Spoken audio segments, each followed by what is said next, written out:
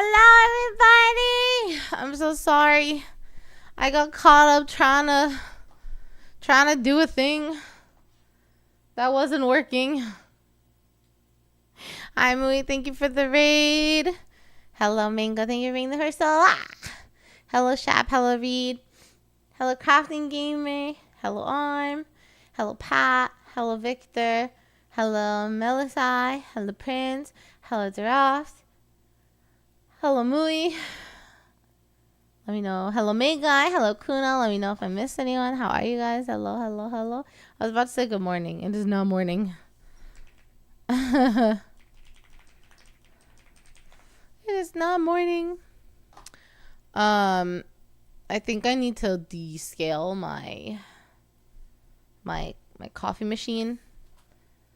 I was like trying to prep it for tomorrow, and while I was prepping it for tomorrow, in the waiting screen, Rumi was like, "Oh, could you make me a coffee?" I was like, "Yeah, sure," but I kept fucking up. Also, Yuki's in front of my face. Sorry, Bubby. Can you sit, please? Thank you.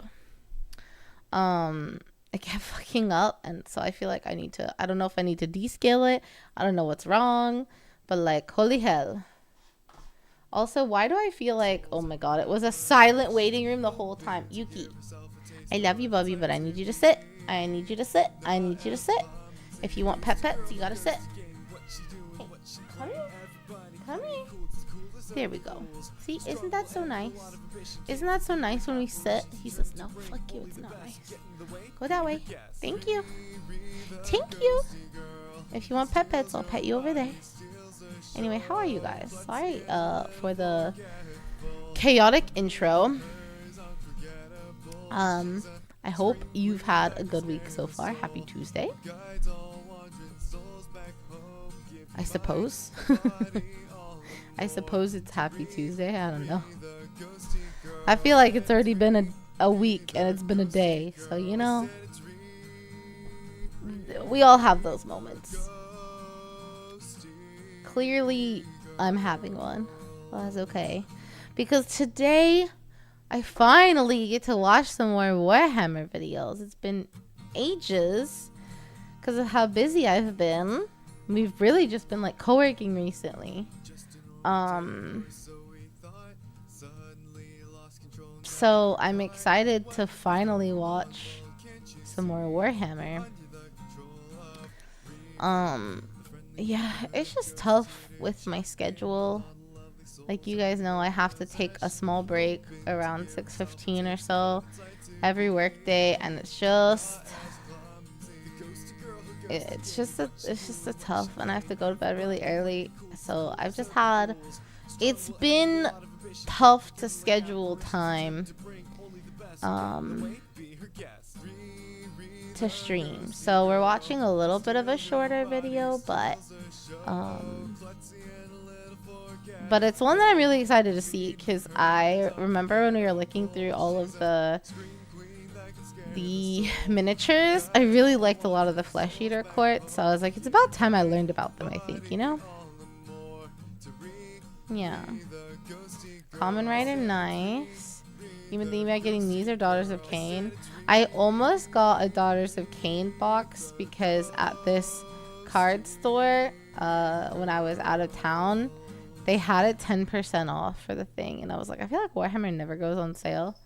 But I knew I wouldn't have room for it because it was quite a large box, so I didn't get it.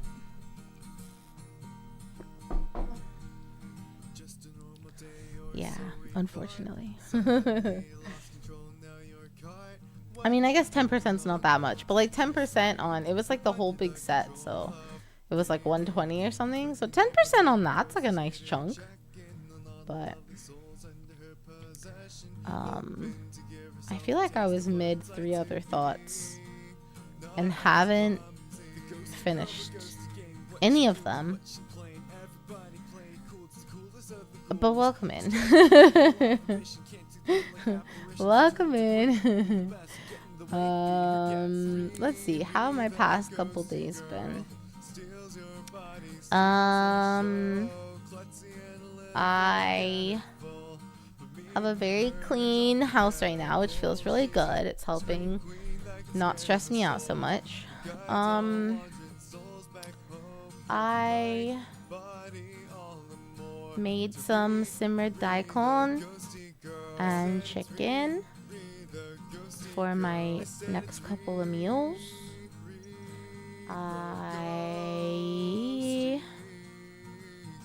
What else?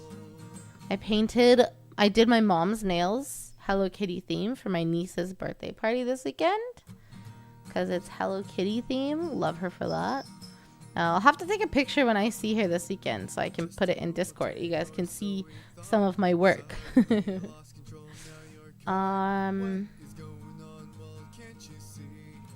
Yeah. I don't know. I feel like I've been running around like a crazy person recently. Like, you know, where you just feel like you don't know what's going on. I don't know. Can anyone relate to this feeling where everything just feels like a blur because so much is going on and you have so much to do? And you don't know what you did yesterday and you don't know what you're doing tomorrow, and like there's a billion things going through your head. Can anyone relate to that? I wanted to be able to turn it off, and that's why we're watching videos. I thought that would help. Osiris Bone Reapers are my death babies. I feel like I like all of the death factions, and now it's been so long since we've watched a video. I feel like I just don't remember. I don't remember everything that I've seen right now. Maybe that's just because I'm really tired. Thank you, Frank. Thank you so much for the 29 months. Okairi, welcome back home. Thank you, thank you, thank you. I appreciate that. Thank you, Frank. I'm feeling a little, I don't know. I'm feeling all over the place today, this week. But I appreciate you guys. You keep me grounded. You keep me. It's parasocial 2 ways. Double parasocial rainbow. Anyway. I for sure had something I was going to talk to you guys about. Oh! I know. I want to get into Pokemon. Like, right now, every now and then, I will open cards if I find any at the Pokemon machine. But I wanna open more Pokemon so I can collect all the cat cards. I don't know, something about Pokemon just feels really satisfying to open. But I keep telling myself, you don't need to, because it's not like you're playing the game. Just spend your money on Riftbound cards, because you're actually playing that. But I'm still waiting for my box from Riot, so hopefully my patience will be rewarded. And it'll come in, and it'll be a great box to open. But, you know, it hasn't even shipped yet. It's really annoying. I don't understand. I don't think I'll ever pre-order from Riot again unless they have something exclusive to their website, because I could have just bought a box from a local store and not paid shipping, so I would have paid less money. And I would have had it 2 weeks ago, a week and a half ago when it came out. But instead I have to wait for Riot. It hasn't even shipped yet. And I had to pay for shipping. Like, it's crazy. It's crazy. I don't understand why all of the pre-orders for the Riftbound couldn't have been boxed up and ready to ship out on the day of, or like the day before, you know? Anyway, Pokemon's fun. I have too many money sinks already. Yeah, I mean, I don't think I'll like try that hard to be involved with Pokemon, but I have like a little binder to put all my favorite cards in that I've opened so far. So hello, Dark Angel, how are you? You can ask your locals when they have Pokemon packs. It's more of a like, you know, if I end up getting them, I can get them. I will say I was really bummed that I don't have a Sam's Plus membership, because there's this set right now. I can't remember what it's called. It's like prismatic something. And it has a fuzzy Eevee deck box in it. It's so good.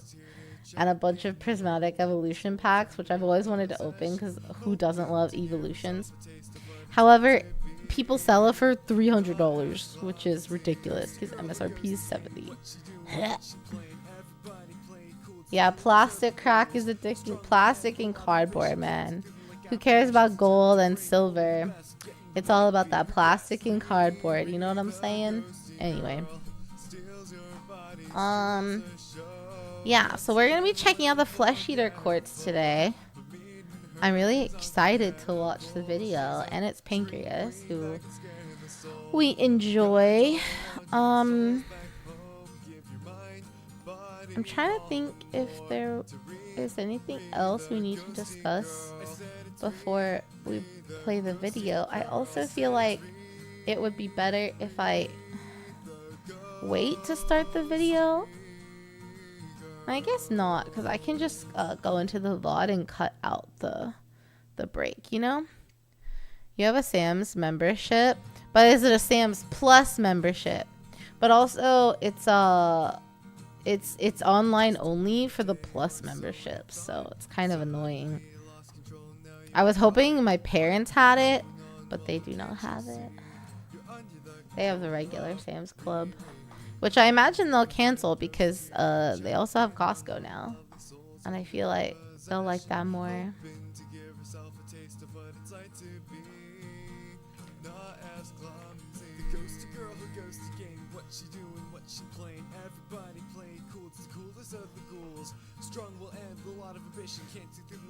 You have Plus? Dang. Dang. I mean, I imagine it's difficult to get it anyway, but they remind you if Nosferatu became a bit more aggressive.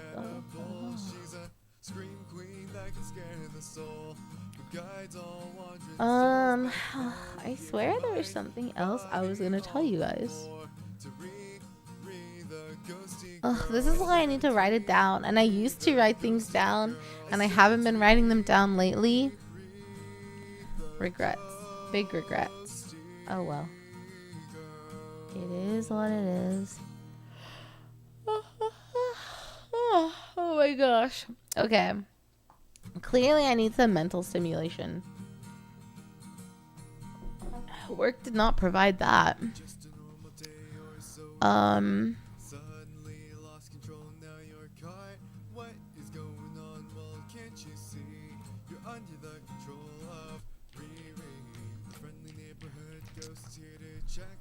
Okay.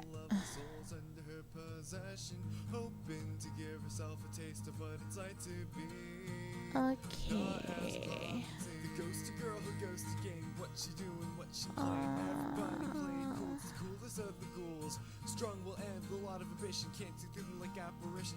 Oh, I lost my tab.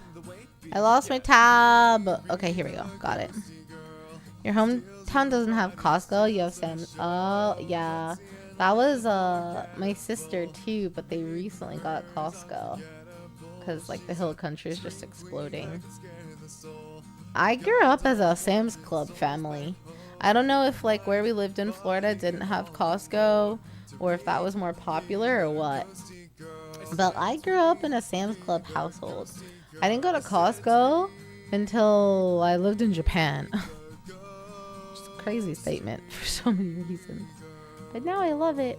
I mean, honestly, Costco and Sam's Club are probably like pretty similar. I haven't been into a Sam's in a long time, but I remember going a lot as a kid. And I loved all the samples. That was so fun. It's probably just like, at this point, it's whatever's more convenient for you. You know, whatever's closer. I get my protein shakes from Costco. So I probably don't need a Costco membership, but I like to get my protein shakes from there. I like to get these like low carb tortillas are great. They have a ton of fiber in them.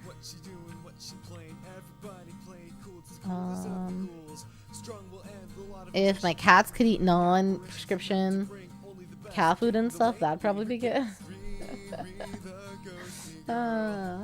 Anyway. Why don't we actually get to watching?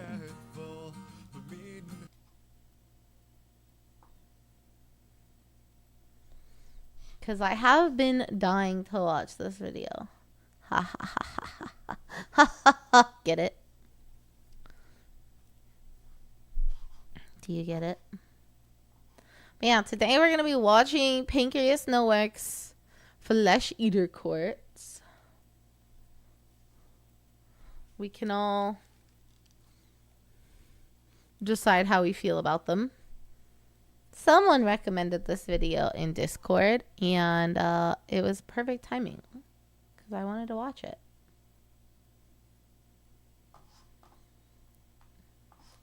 So without further ado, let's jump right in. There's a lot of ways you can create a bad guy. You can make them pure cackling evil with no redeeming qualities whatsoever, a la Emperor Palpatine. No one's ever accused him of being nuanced. Not that. Okay, never mind. Hold on. Let me. I feel like the volume is not there. Can I turn it up at all? I cannot turn it up at all. All right. Well, never mind. That's as loud as it gets, guys. So, we totally didn't start earlier. Without further ado, Flesh Eater Quartz. There's a lot of ways you can create a bad guy. You can make them pure cackling evil with no redeeming qualities whatsoever, a la Emperor Palpatine. No one's ever accused him of being nuanced, not that that's a bad thing. You can have some more nuanced characters that have reasonable motivations and backstories, like General Grievous, and no, I'm not elaborating on that one. A rather less utilized one, however, is to make a bad guy or faction of bad guys that are in many ways pathetic in the most literal sense of the word. They're deserving of pity, and though you must fight them, you don't necessarily feel good about doing so. Dealing with them is the act of dealing with a rabid animal, and putting them down isn't an act of hatred and rage as it is. Unfortunately, but I hear free rent. Oh, hi Noodle. Thank you for the raid. Welcome in. The thing. Hello, hello. Welcome in. I was about to say what he's saying is describing like dealing with pests or rodents. Like, you don't want to hurt them. They're kind of pathetic. But you have to deal with them, unfortunately. You know? You don't want to, but you have to. Is the only thing you can do for them. Thus do we come to the Flesh Eater Courts. Though on the surface they're simply slavering ghouls, beneath them is a story of tragedy and delusion that gives the army a lot of character. Pity them, fight them, but don't hate them any more than you'd hate, as I said, a diseased animal. Alternatively, if you so choose, play them and wage a merry war across the mortal realms as knights in glistening armor, because the Flesh Eater Courts are also just that thing. So tell me, do you like the ideals of chivalry in a fantasy world? Do you like the idea of fast zombies because you want to give the other guy's army diarrhea? Are you completely delusional as to how your life is actually going? Then step on up and take a look at the Flesh Eater Courts. But before you begin listening to this video, would you like to know what would make that experience all the better? Well, sit tight, because this message is sponsored by Raycon. Do you like being out and enjoying the world, listening to tunes, but also actually what are aware of what's around you? those? Well, with Raycon's bone conduction headphones, that's not a problem at all. Have you guys used any bone conduction stuff before? Your ears are open to the world I around want you, to but try you're it still out, getting to be quality honest. audio the whole time. You'll be aware of your surroundings while you're still listening to your tunes. That's be that while you're outside on a crazy. trail or taking care of groceries. With 13 hours of battery life, they'll stick with you for whatever you're doing. Since they're waterproof and dustproof, they'll weather whatever conditions you bring them in. And the best part, the audio quality is phenomenal, but the price is only half of competing brands. I don't know about you, but that sounds like a dang good deal. I've been using them while I'm doing yard work since the weather's picked up. I can get work done listening to music and podcasts, but if a neighbor walks by and says hello, I can say hello, or wave, or respond in some fashion and not I look like like them, I'm but dead you to the broke world yours at around the me. gym? The No. bone conduction headphones are the perfect addition That to your fitness sucks. routine, or frankly anything else you might Cyberpunk be headgear. doing. It Go does to feel kind of buyraycon.com/pancreas futuristic, huh? no work BC to get 15% off. Thanks, Raycon, That's for sponsoring. crazy. Now then, time to see what coping really looks like. Okay. From a meta standpoint, the Flesh Eater Courts began when GW few realized they still had a bunch of ghoul sculpts lying around from fantasy and figured they'd use them in the Age of Sigmar. But in the lore, their origins begin with their technical founder, Usharan, a vampire who was already ancient in Warhammer fantasy and now predates reality. When Nagash first became prominent in the mortal realms once again, he realized he needed to get himself some allies. While at this point Sigmar's pantheon was both forming and not in danger of cracking anytime soon, Nagash was still himself. Narcissistic, a sociopath, a psychopath, a raging asshole. Not the nicest fellow around by a long shot. Yeah. And so Nagash found some minions of his from the old fantasy world and brought him back. Manfred. I was thinking, how do you make friends with that kind of personality? But yeah, I guess if you bring them back from like death or non-existence or whatever, they'd probably just have to pretend to like you at bare minimum. They make great work. Headphones? Oh, that makes sense. Huh. Because I'll wear headphones with like the awareness on, but I still kind of struggle to hear people sometimes. So I wonder if that's better. Interesting. Huh. Okay. Oh, I like this person. Neferata, and most important for our purposes here today, Neferata. Usharan. Though all of them had died, they were Usharan. Oh. already vampires. That tends to be a bit less impactful for them, you know? So with him bringing them back, once again did these ancient vampires lead Nagash's forces. Usharan was initially a standout fella all around in AOS, which tracks with his status as one of the only vampires in all of OG fantasy that wasn't a colossal jerk. Fairly kind, merciful, good-looking. I would Usharan. And then something went wrong. Oh, he got twisted when he got reincarnated or zombified or whatever, probably, right? According to Nagash, it was a great betrayal against all that was morally right in the world, and a horrific act on Usharan's part. It's important to note, though, that this was Nagash saying all of this. He is perhaps not the most reliable of narrators, but whether or not Usharan was the cause of all the ruckus, the vampire did lead a massive army of monsters that required basically all of Nagash's forces combined to beat. Ultimately, Usharan was beaten, however, for such is the power of Nagash. This initial monstrous army was also likely formed when Nagash punished Usharan for what I believe to be an entirely separate reason, making him require more blood to function, as well as turning him into a more monstrous-looking fella that began creating the first Ghoul Kings. Wait, that's fucked up. You make him more hungry than he needs to be? Man. Nagash just being an asshole. I see. Like, that sucks. I don't know. My fellow hungry fellows out there, like, being, like, hungry sucks. I don't know. The thirst for blood being higher than normal, I feel like that would suck. The sort of proto-flesh-eater course, if you will. One way or another, his sanity was already crumbling by this point and contagious enough to those around him, but the full extent had yet to be seen. As punishment for unjustly not wanting Nagash's jackboot on his neck for all eternity, Usharan was thrown into what's known as the Shroud Cage. It's not really anything too fancy, just another prison that Nagash made, like the evil mirror he threw Sigvald into. It threw back all the lies you ever told into your face, and the spirits sewn into the walls constantly whispered and moaned in your ears, tormenting your every waking moment. Standard Nagash stuff. Usharan was locked in here for an unspecified... That does not sound like a fun time. That sounds like a time that would actually drive me insane.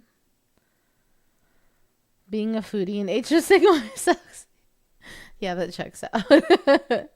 amount of time, but it was certainly hundreds upon hundreds of years at the least, since all of this happened during the setting's Age of Myth before Chaos ever showed up. He grew more and more monstrous, and his already slipping sanity truly snapped. It's likely Usharan would have rotted for all time if nothing intervened, because in all honesty, I'd put good money on Nagash simply forgetting he was in there. Even if not, forgiveness isn't really a word Nagash knows. But luckily for Usharan being able to stretch his legs, and unluckily for basically everyone else in the mortal realms, the Age of Chaos came. His freedom didn't come from Chaos freeing him to cause chaos, however, but rather an accident born of Nagash being himself. Nagash was the last of the deities in Sigmar's pantheon to abandon things in an utterly shocking twist of fate. In a predictable manner, Nagash left in the most ashholeless way possible, killing a bunch of Sigmar's followers and leaving them high and dry at the most crucial moment during the Chaos Invasion. Sounds about Sigmar, right. still having some character development to go before he leaves behind the hot-headed barbarian personality totally, immediately chased after Nagash to punish him. And like a bull in a china shop, he went to Shyish and started smacking things left, right, and center.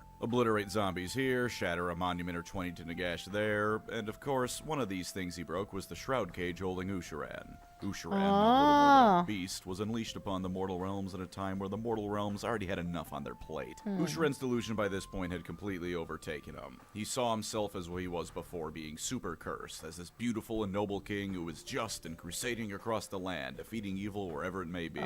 In reality, of course, he was a rampaging monster, bashing whatever ended up in his path. Since this Wait, that would suck so bad. I mean, I guess you wouldn't know, and you wouldn't find out. But to be so delusional that you, in your head, like you're doing good things and you see yourself as you used to be, but actually in real life, you're just an actual monster. Like, damn. Hi, Aegis. It's reminding me of something else. I don't know what it is, but I can see in my mind, like a video, a clip of that happening to a character, like being crazy and feeling that way. Man. So he doesn't know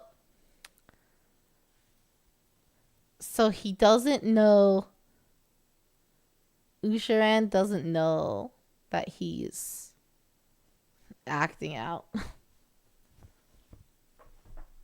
I can't tell if that's better or worse. I mean, I guess worse because you can't reason with him, but better for him.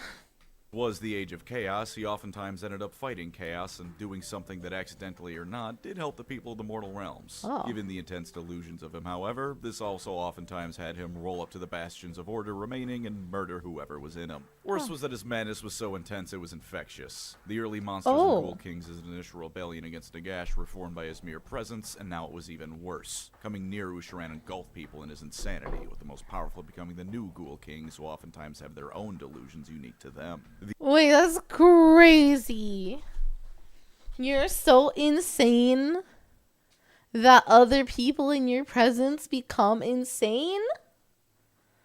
Dude, talk about the move over hantavirus. Like, that's what I don't want to be around. Like, holy shit. A virus that imbues the insanity onto you. That's crazy. These new Ghoul Kings' madness was also infectious, with the Flesh Eater courts forming and being quite aptly named for it. They too. Oh, so does everyone in the Flesh Eater courts, in their mind, they think they're normal like this and beautiful? Wonder if there's a trend to go crazy as a ruler in Warhammer? Is there a trend to go crazy in Warhammer? I don't know. I could see an argument for some of that. Like, some of it kind of have to be a little crazy, I suppose. Yeah, so they all see themselves as, like, normal and attractive looking. That's so interesting. It's not just Usharan. It's all of them. Who saw themselves. I mean, they do say ignorance is bliss, so just the average Twitter and Reddit user. Oh no. Oh no. I mean, you might not be wrong. As noble heroes and leaders protecting the ideals of chivalry and honor, defending It can't be the that from the bad. various monsters of the mortal realms. They marched out to defeat any evil foe in their path, and the reality of many of these foes being innocent people meant jack and shit to their madness. Chaos' largely unchallenged rule of the mortal realms, save for Razir, didn't mean too much for the Flesh Eater courts, because realistically speaking, you can't make things worse for them. They're already utterly insane, and burning down their stuff at worst is going to feed into their delusions of defending their noble kingdom under siege. Plus, they're an entire faction of beings who most frequently act like the infected from 28 Days Later, rushing at you and I don't really watch movies, but that's a good movie. rapidly beating you to death. A good chunk of the time the forces of chaos approached a ghoul kingdom, they'd just be viciously murdered and feasted upon. After enough time had passed in the Age of Chaos, both survivors and chaos warriors alike learned to avoid the ghoul kingdoms, because ghoul kingdoms are kind of like Gary, Indiana. You can go there, nothing's stopping you, but only if you feel like getting murdered and devoured, and not necessarily in that order. Calling them Oh my god. islands of stability for the realms or anything like that is giving them far too much credit. But hey, at least they only eat your body and not your soul. This gotta count for something. When title drop the Age of Sigmar began and the Stormcast began reclaiming lands, the courts were largely still there. They continue being monsters randomly jumping people, and they were still utterly delusional as to their own reality. A Flesh Eater court group will switch on a dime who they're attacking, so just because they're against chaos doesn't mean they're for you. Everyone is a potential option on their dinner plate, doesn't matter who you may be. When the Soul Wars and Necroquake nonsense began happening, the ghouls were still themselves again. They're technically living, but they're also inundated in death magic more than any other living being, and so were boosted a bit by the Necroquake. They were also, shall we say, not the best of the death armies in Nagash's corner. This isn't necessarily because they were weaker. I mean, come on now, 28 days later zombies, remember? Anyway. Dude, this design is so fucking cool. And disgusting and cool. I don't know, I high-key love it. Someone who's not insane themselves knows damn well that if the zombies move faster than a walk, it's time to blow your head off. But their delusions meant that the best Nagash could usually do was wrangle them towards an enemy he wanted dead and hope that they didn't randomly decide to start gnawing on the bones of his other skeletal soldiers mid-assault, which was a thing that happened. It happened quite a bit, actually, because any kind of team killing you can imagine happens when the Flesh Eaters are around. As things moved on, this continued, with Flesh Eater courts being used in order for Nagash's domain to continue its march across reality, and they continued as well being used and abused by the other forces of death. In fact, part of the reason why Arkan the Black was defeated by the Lumineth was because one of his lieutenants had struck up an alliance with a Ghoul King that was a fairly personable fellow for a Flesh Eater. Because of attrition, however, the Ossiarch lieutenant ended up taking larger and larger tithes from his ghoulish allies. This culminated in them turning on each other and many Ossiarch being slain at a crucial point in the campaign, and of course in Teclis's ultimate victory farther down the line. The era of the Beast finally let him be cool. Shoot. Oh. Are we good? Are we good? Okay, we're good. Though, because a decent ways into it was around the time Usharan got a model, if memory serves correctly. As it turns out, he was hiding in a fortress he had taken up living in. Nagash for the longest time had a bounty on his head, and when he initially found Usharan, he absolutely planned on killing him in a rage. But in spite of... Wait, he had a bounty on his head, and Nagash was gonna kill him because he was mad.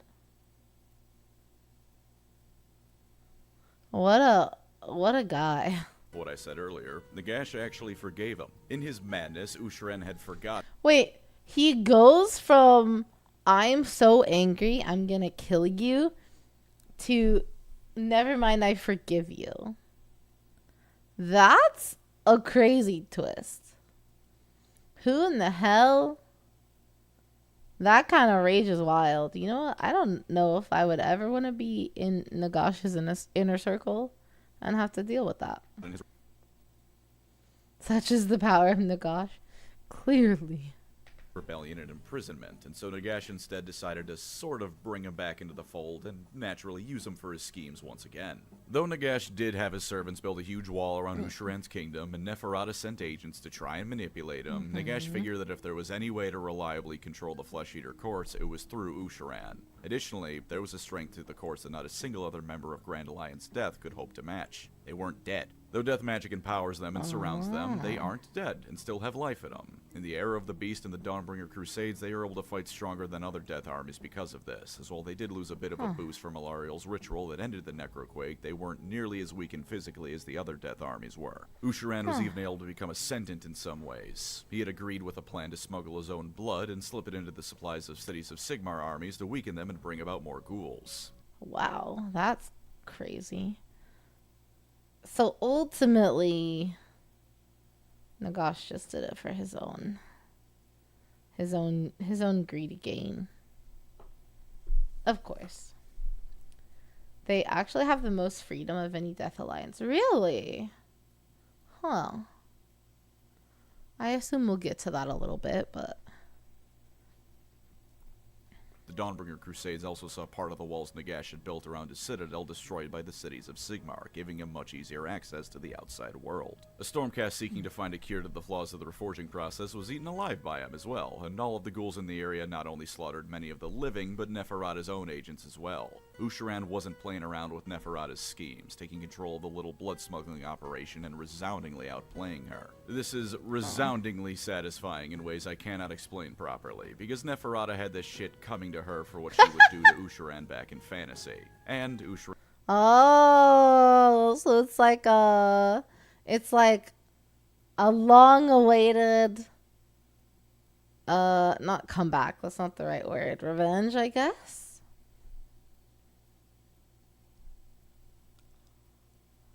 Are watching Flesh Eater Courts.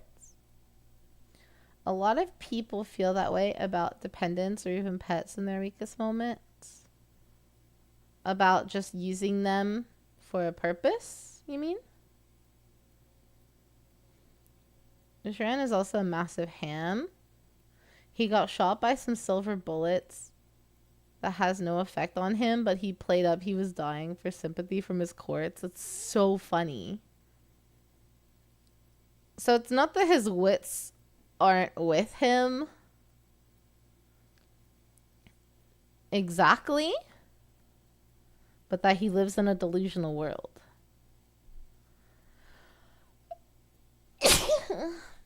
I guess. Rand's madness, as it turns out, is not nearly as all-encompassing as he lets on. Though he does genuinely slip into total madness from time to time, he also has plenty of times where he plays it up as much as he can and is as That answers that question. cunning as any classic vampire should be. Of course, he couldn't be on top forever, because the Skaven Joy rode all of Skavenblight into each of the mortal realms at the same time. There's rather less to say on them at the moment, at least I think so, because for the time being, they're doing much the same as everyone else. Skaven are everywhere, Jesus H. Christ, we have to deal with all these goddamn rats. It does let them... Dealing with rats is a little too real right now. I don't know, Dan. Sorry. My Discord wasn't working last week too, huh? I wonder if I need to set up like a bot. LARP a bit easier, though, because even cannibalistic ghouls are better neighbors than the goddamn Skaven. And with that said, how about we get into the pros and cons now of you running a Flesh Eater Courts army? For starters, I'll reflect on something I mentioned earlier. We have a Grand Alliance death army that isn't entirely dead, which is really interesting, at least to me. They're inundated in death and fundamentally related to Shyish and its magic, but they are living beings. They aren't puppets for all their insanity, at least in the sense of the rest of the death armies being almost literal puppets. They can be manipulated, and absolutely have been, but actual manipulation is needed as opposed to flexing your fingers and the skeletons on your strings march to the beat. They have wants and dreams. Insane and delusional wants and dreams, but that's more than most members of any other army in death has, with the exception of the Osiarch, and even then, their dreams are all basically just what Nagash wants, with some extra steps and more personality than zero. The ghouls of the Flesh Eater Courts are all individual living beings, similarly insane, but individual nonetheless. So if that's your style, but you still want to hang around death, go for them. On that matter, not only are they fairly independent, but they can even work with basically everyone, tentatively. Part of why Nagash didn't kill Usharan recently, because remember, he is Nagash and still a spiteful prick, is that he wants to control the Flesh Eater Courts more. I like the idea of, like, they are delusional, cuckoo crazy, but, like, they have their own goals and dreams and wants, and, like, they are dead, undead. Dead, not dead, undead, not undead. Weird little guys. I don't know. I feel like it could lead to a lot of very funny and interesting interactions. I want to kill you and then be fine with them when things cool down. Oh, I see, I see. Well, yes, he can ass blast any ghoul to Kingdom Come in an instant. There's not the same pull he has over them that he does over the rest of Grand Alliance Death. They're ultimately a free faction, not bound to the will of anyone but their own insanity. It's a unique way to be free, and certainly a rough one, but it's better than being a slave in some ways. So you're free, but not free. That is intriguing. We haven't gotten to the judge yet. I'm so excited for the judge. I have the judge miniature because I think the design is really cool. So I'm excited to learn about the judge. Assuming I learn about the judge.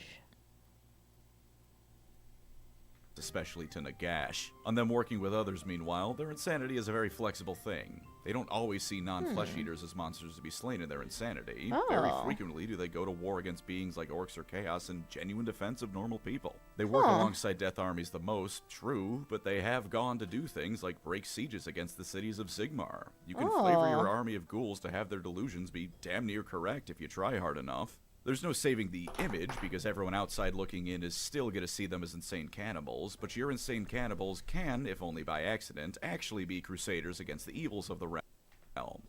Wait, that's kind of cool. I like that. You can design them to be secretly good, even though they think they're not. Hi, Sarah! Thank you so much for the for 11 months. Oh, Kylie, welcome back home.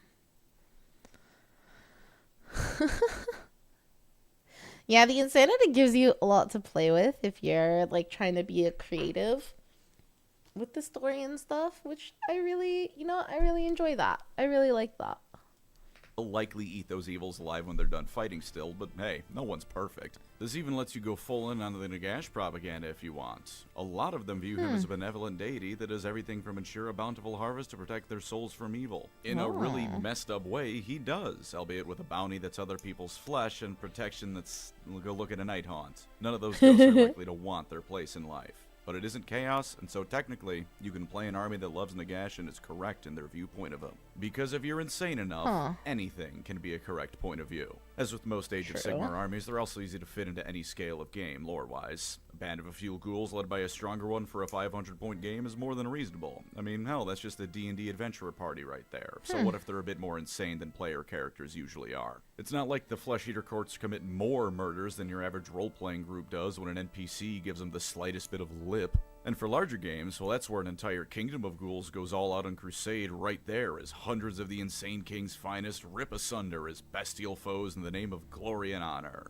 It's a good time where everyone can come together and absolutely devour the celebratory feast afterwards, aka whoever's left of the Fireslayer Lodge after they ransack it. It's a very versatile army for scale. They're also, as I alluded to, very homebrew friendly. And when I say that, I don't just mean that any stereotype of knight you can think of can work with them, though you of course can do that.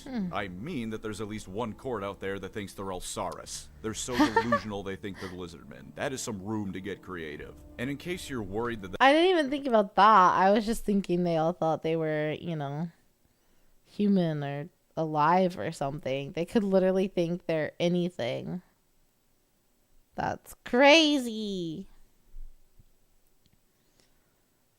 I wonder if the Flesh Eater courts are like any good in the tabletop game, because they feel so fun to make a story with based on this.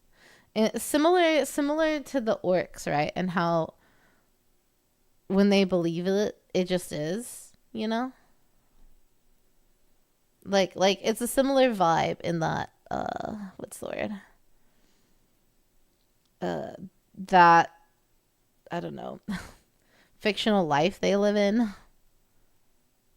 They're a good beginner army. That's cool.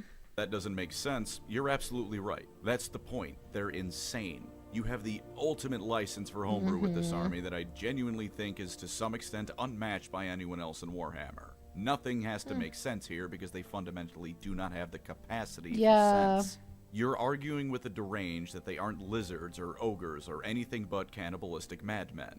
What end result is there for you but to be eaten by them as they merrily continue on their delusions of being what they aren't? And if you don't care about any of that, you don't have to. The Flesh Eater Courts can be viewed even by you, person potentially playing this army, as exactly what they are to everyone else. You yourself don't need to feed into their delusions. Completely ignore that and embrace what's ultimately happening. You're an army of fast zombies backed up by nightmarish monsters. Run down your enemies in a tide of near unstoppable violence as you consume everyone in your path. You aren't a knight, you aren't kind and just kings, you're an insane monster, and you'll make everyone in your path fear the arrival of Usharan's insane court. And last but not least by any means, if you're like me and hate Bretonnia but also still kinda want to play knights, they're perfect. Because they see themselves as what Bretonians think they are. Gallant knights courageously riding in to save the day. Wait, I love but in that. reality, they're also what Bretonnia really is. Monstrous corrupted ghouls, slaving away and violently slaughtering anything in their way in a horribly barbaric manner. It's a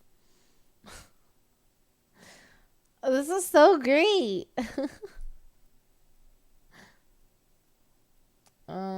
Flesh Eater Courts have enough variety of models. If you wanted a horde of ghouls, you can.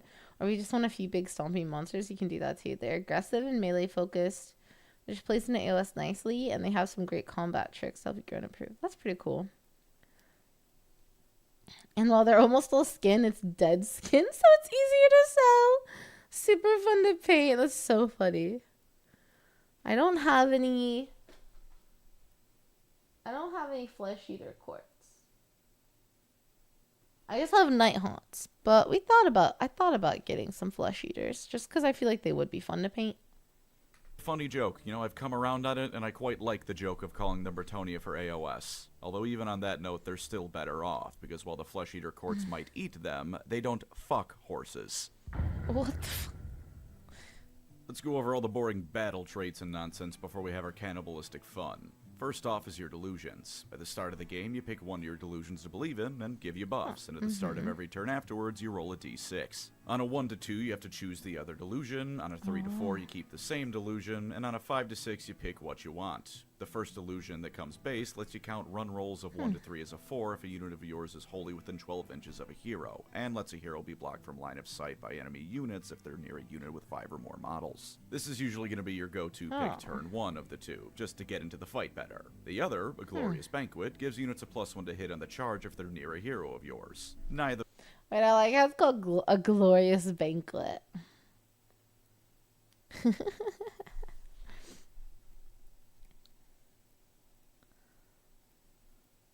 Living skin heavy models are notoriously annoying. He really hates Bretonnia. Yeah. You know, I couldn't tell. But you think so? Flesh Eater Courts win rate 54%. Firmly in 7th. Player Elo, which also ranks 7. Popularity 3rd most played army. Including the courts. Indicating the courts see heavy use across. Interesting. Is 7th good? I mean, there's a lot of factions, right? So 7th is probably pretty up there. Huh. of them are super necessary for the long term, but they can make getting into the fight both quicker and much more brutal. Always a positive. There's more to be found as well, but they're based on which characters are in your army, so I'll shelve it for now. As for the rest of the general army stuff, your aberrant units can heal and resurrect slain units that have strength, and your nobles can also bring back models of damaged but not destroyed units. They aren't fully dead, but the ghouls do still have some undead resurrection shenanigans, which is good. For this army, that's very good, which I'll get into later. And once per battle in the combat phase, units around a hero get one added to their attacks they can throw out, just to really blend people nice and good. As for the battle formations, it is a similar situation to the delusions and other army rules, where a chunk of them require a hero to be nearby, though not all of them. Units with the knight keyword that charge while wholly within 12 inches of a hero get extra rend. Units with the serf's keyword can pile in move and cause mortal wounds for free. Buffing your resurrections abilities is possible. Get a free rampage ability usage and potentially give that same unit strikes first. All of the actual battle stuff goes a little over my head, but I try to conceptualize it. You instinctually know what human skin looks like, especially faces. So painting that skin well, but not quite there, trips a lot of people's uncanny valley. If it's dead skin, it's well out of uncanny valley, so you're good. That makes sense. I feel like that checks out. Okay, I have to go do the daily thing I always have to do. 24, so top third. Okay, we take that. I will be back in about 15. Get your dinner.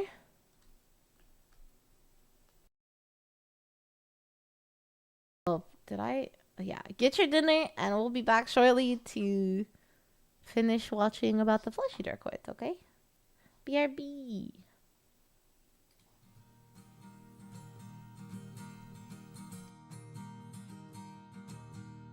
Just a normal day, or so we thought.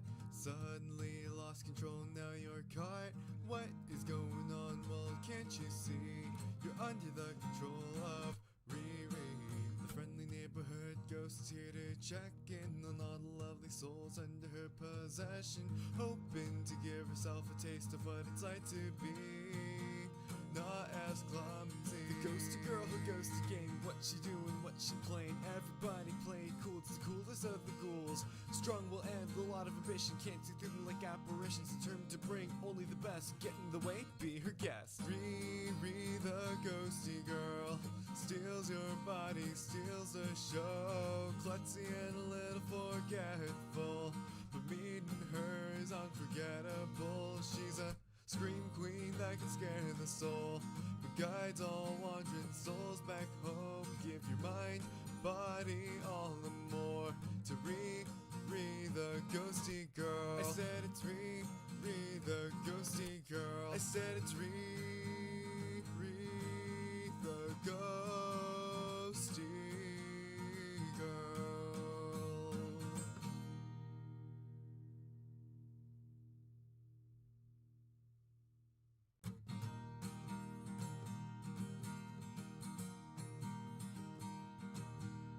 Just a normal day, or so we thought. Suddenly lost control, now you're caught. What is going on? Well, can't you see? You're under the control of Riri. The friendly neighborhood ghost is here to check in on all the lovely souls under her possession, hoping to give herself a taste of what it's like to be not as clumsy. The ghosty girl who goes to game. What she doing, what she playing. Everybody play cool, it's the coolest of the ghouls. Strong will end, a lot of ambition. Can't see through them like apparitions. Determined to bring only the best. Get in the way, be her guest. Riri, the ghosty girl, steals your body, steals the show. Klutzy and a little forgetful, but meeting her is unforgettable. She's a scream queen that can scare the soul, but guides all wandering souls back home. Give your mind, body, all and more to Riri, the ghosty girl. I said it's Riri, the ghosty girl. I said it's Riri, the ghosty girl.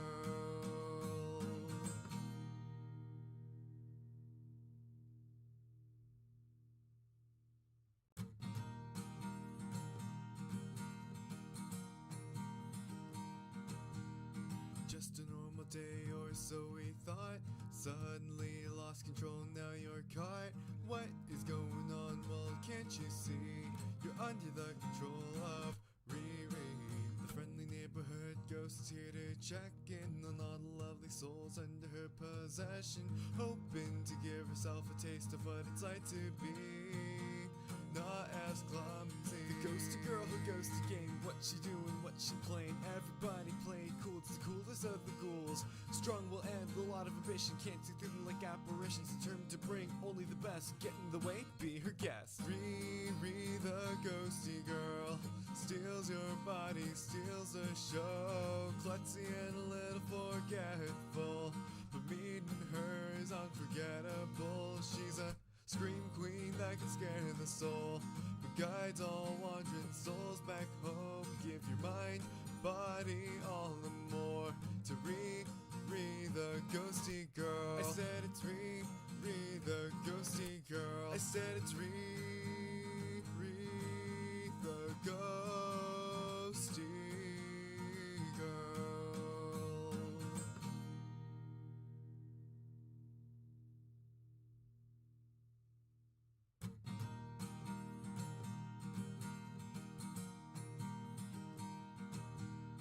Just a normal day or so we thought.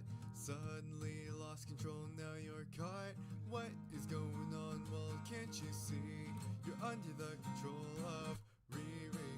The friendly neighborhood ghost is here to check in on all the lovely souls under her possession, hoping to give herself a taste of what it's like to be not as clumsy. The ghosty girl who goes to game. What she doing, what she playing. Everybody playing cool, it's the coolest of the ghouls. Strong will end, a lot of ambition. Can't see through them like apparitions. Determined to bring only the best. Get in the way, be her guest. Riri, the ghosty girl, steals your body, steals the show. Klutzy and a little forgetful, but meeting her is unforgettable. She's a scream queen that can scare the soul, but guides all wandering souls back home. Give your mind, body, all the more to Riri, the ghosty girl. I said it's Riri, the ghosty girl. I said it's Riri, the ghosty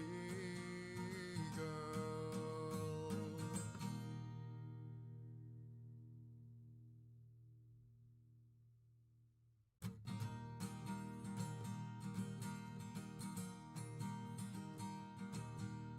Just a normal day or so we thought. Suddenly lost control, now you're caught. What is going on? Well, can't you see?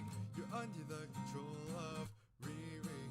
The friendly neighborhood ghost is here to check in on all the lovely souls under her possession, hoping to give herself a taste of what it's like to be not as clumsy. The ghosty girl who goes to game. What she doing, what she playing. Everybody playing cool, it's the coolest of the ghouls. Strong will end, a lot of ambition. Can't see through them like apparitions. Determined to bring only the best. Get in the way, be her guest. Riri, the ghosty girl, steals your body, steals the show. Klutzy and a little forgetful, but meeting her is unforgettable. She's a scream queen that can scare the soul, but guides all wandering souls back home. Give your mind, body, all the more to Riri, the ghosty girl. I said it's Riri, the ghosty girl. I said it's Riri,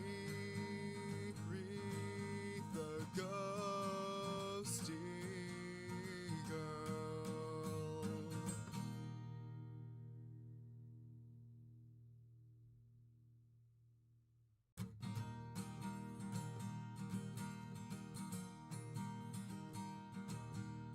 Just a normal day or so we thought. Suddenly lost control, now you're caught. What is going on? Well, can't you see? You're under the control of Riri.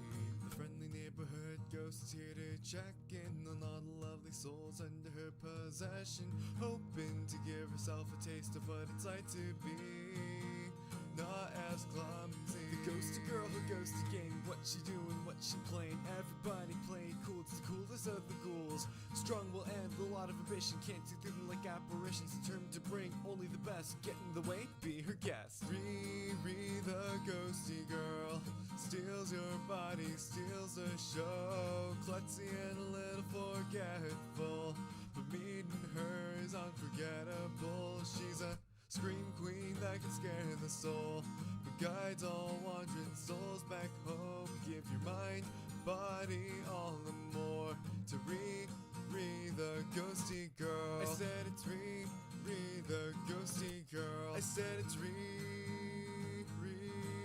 the ghosty girl.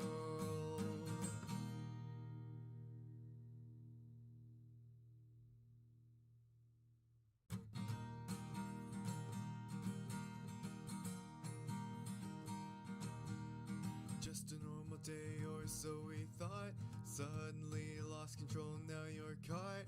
What is going on? Well, can't you see? You're under the control of Riri.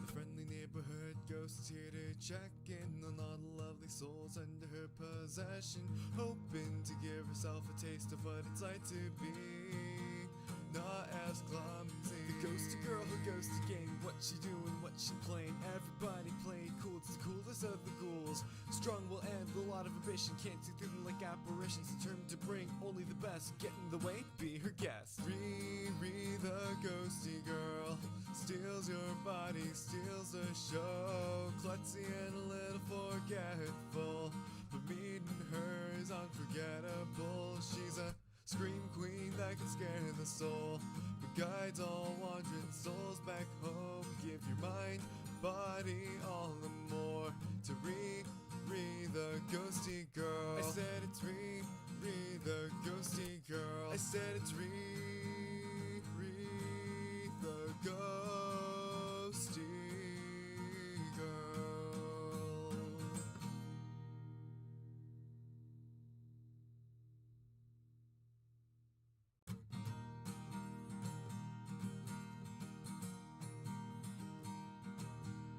Just a normal day or so we thought.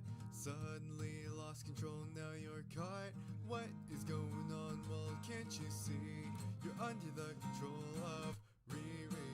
The friendly neighborhood ghost is here to check in on all the lovely souls under her possession, hoping to give herself a taste of what it's like to be not as clumsy. The ghosty girl who goes to game. What she doing, what she playing. Everybody play cool, it's the coolest of the ghouls. Strong will end, a lot of ambition, can't see through them like apparitions. Determined to bring only the best, get in the way, be her guest. Riri, the ghosty girl, steals your body, steals the show. Klutzy and a little forgetful, but meeting her is unforgettable. She's a scream queen that can scare the soul, but guides all wandering souls back home. Give your mind, body, all the more to Riri, the ghosty girl. I said it's Riri, the ghosty girl. I said it's Riri, the ghosty girl.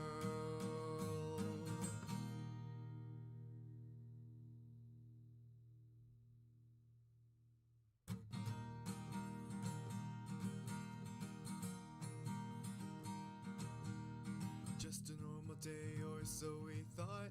Suddenly lost control, now you're caught. What is going on? Well, can't you see? You're under the control of Riri.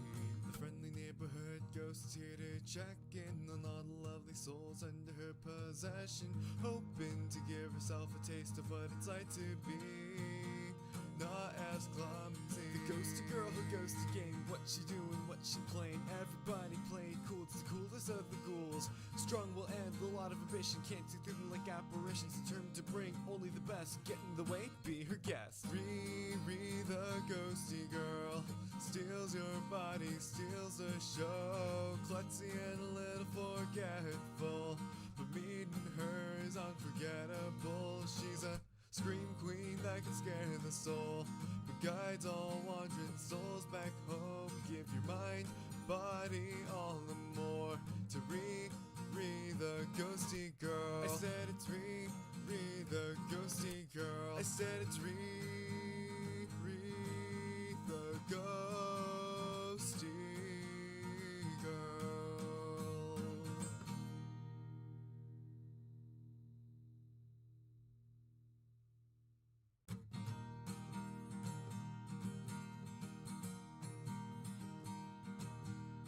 Just a normal day or so we thought. Suddenly lost control, now you're caught. What is going on? Well, can't you see? You're under the control of Riri.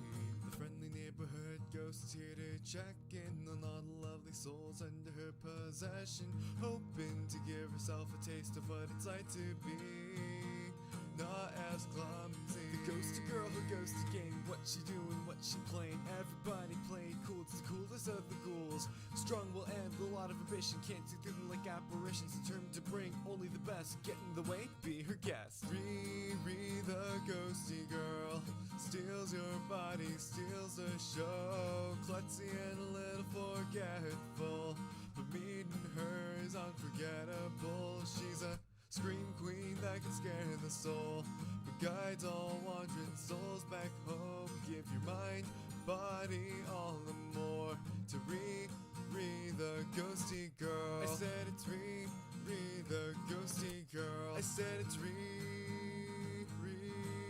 the ghosty girl.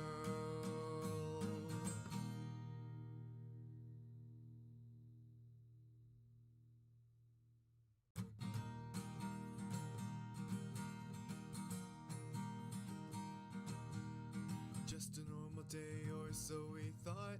Suddenly lost control, now you're caught. What is going on? Well, can't you see? You're under the control of Riri. The friendly neighborhood ghost is here to check in on all the lovely souls under her possession, hoping to give herself a taste of what it's like to be not as clumsy. The ghosty girl who goes to game. What she doing, what she playing. Everybody playing cool, it's the coolest of the ghouls. Strong will end, a lot of ambition. Can't see through them like apparitions. Determined to bring only the best. Get in the way, be her guest. Riri, the ghosty girl, steals your body, steals the show. Klutzy and a little forgetful, but meeting her is unforgettable. She's a scream queen that can scare the soul, but guides all wandering souls back home. Give your mind, body, all the more to Riri, the ghosty girl. I said it's Riri, the ghosty girl. I said it's Riri, the ghosty girl.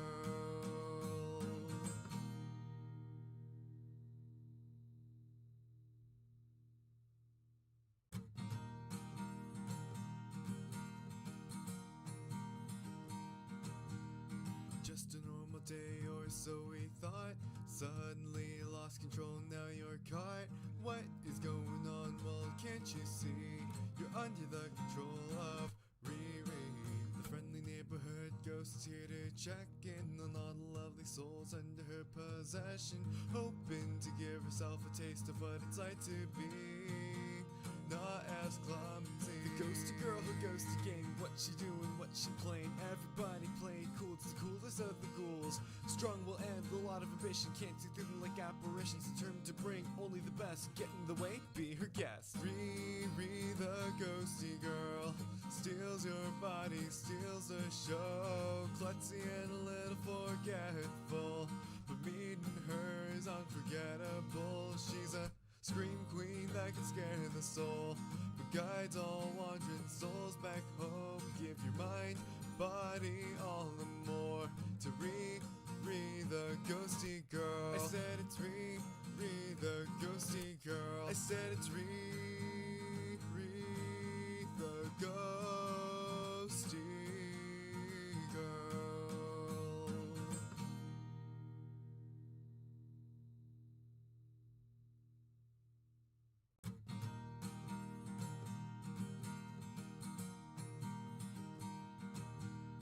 Just a normal day or so we thought.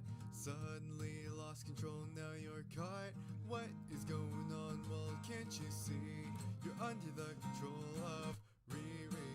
The friendly neighborhood ghost is here to check in on all the lovely souls under her possession, hoping to give herself a taste of what it's like to be not as clumsy. The ghosty girl who goes to game. What she doing, what she playing. Everybody playing cool, it's the coolest of the ghouls. Strong will end, a lot of ambition. Can't see through them like apparitions. Determined to bring only the best. Get in the way, be her guest. Riri, the ghosty girl, steals your body, steals the show. Klutzy and a little forgetful, but meeting her is unforgettable. She's a scream queen that can scare the soul, but guides all wandering souls back home. Give your mind, body, all the more to Riri, the ghosty girl. I said it's Riri, the ghosty girl. I said it's Riri, the ghosty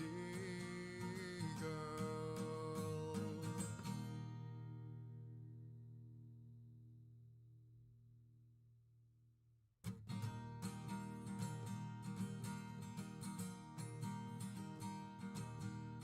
Just a normal day or so we thought. Suddenly lost control, now you're caught. What is going on? Well, can't you see? You're under the control of Riri. checking on all the lovely souls under her possession, hoping to give herself a taste of what it's like to be not as clumsy. The ghosty girl who goes to game, what she doing, what she playing. Everybody play cool, it's the coolest of the ghouls. Strong will end, a lot of ambition, can't see through them like apparitions, determined to bring only Guess the best. who's back? Might be her guess. Riri, the Back ghosty again. girl, steals her I'm back. Tell a friend. Hold on though. Let me see if I'm fixed. Am I fixed? I'm not fixed. Okay, hold on. I'm not fixed. Hold on. Hold on.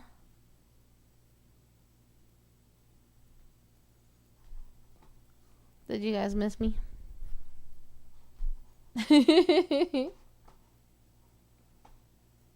Oh, Yuki, oi, stop, stop.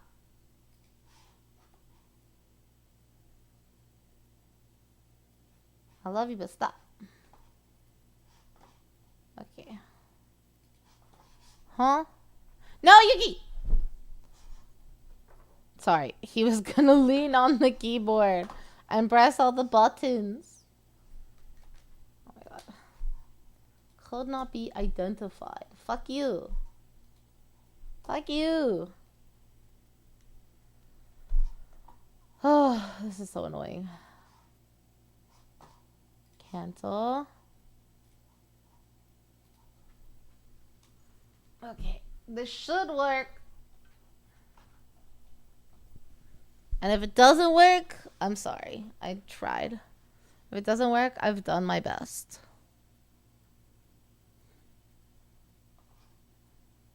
It worked! Okay, wait. Okay, we're so back. We're so back. Let's see. So, you instinctually know... Oh, wait, no, I remember that. 24 total factions, top third. Gotta stop your cat from scratching your table. He wants attention. That's so relatable. But yeah, okay. Top third.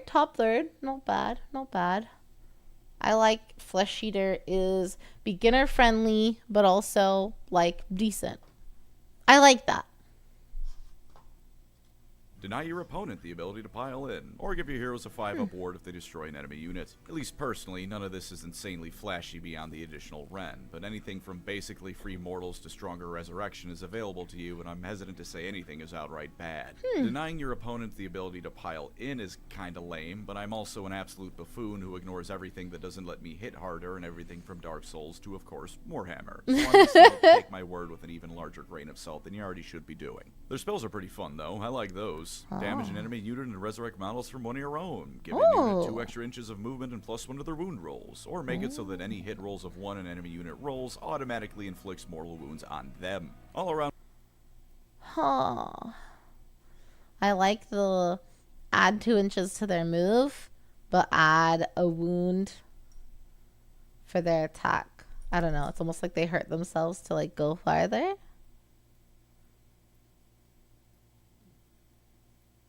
I don't know. I kind of like it.